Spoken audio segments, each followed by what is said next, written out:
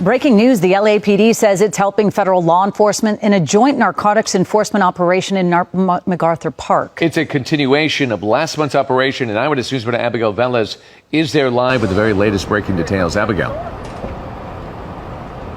Well, David, Colleen, I'm still here on 7th and Alvarado, right across the street from MacArthur Park, and this operation is still very much in force. You can see the DEA Bearcat right next to me alongside this LAPD unit. And as we look onto the side of the streets, we see some people who frequent this area who are hopeful. They tell us tonight that they are hoping that this task force is successful in cleaning up the park. As we look further into the park, we can still see agents conducting their business. It was just a few moments ago that we heard from officials today, and they made it clear this is not just about making arrests. They say it's about going after the people they believe are profiting from addiction. In less than an hour, LAPD made 13 arrests for offenses including public drinking and other quality of life violations. Officers also recovered needles, pipes, and other drug paraphernalia during this sweep. But LAPD says the bigger target is the network of gangs and drug dealers they believe have taken over the park.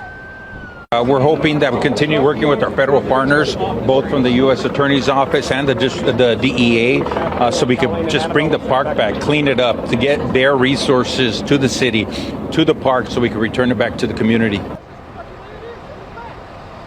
Officials are calling this effort Free MacArthur Park. The plan has 3 phases. They first targeted the gangs that happened about a month ago, then drug dealers, and finally addressed drug use through treatment services and what leaders describe as a more compassionate approach. At times today, the crisis played out in real time. Paramedics were called to multiple overdoses and medical emergencies inside the park. ABC7 was alongside those agents as they called for backup.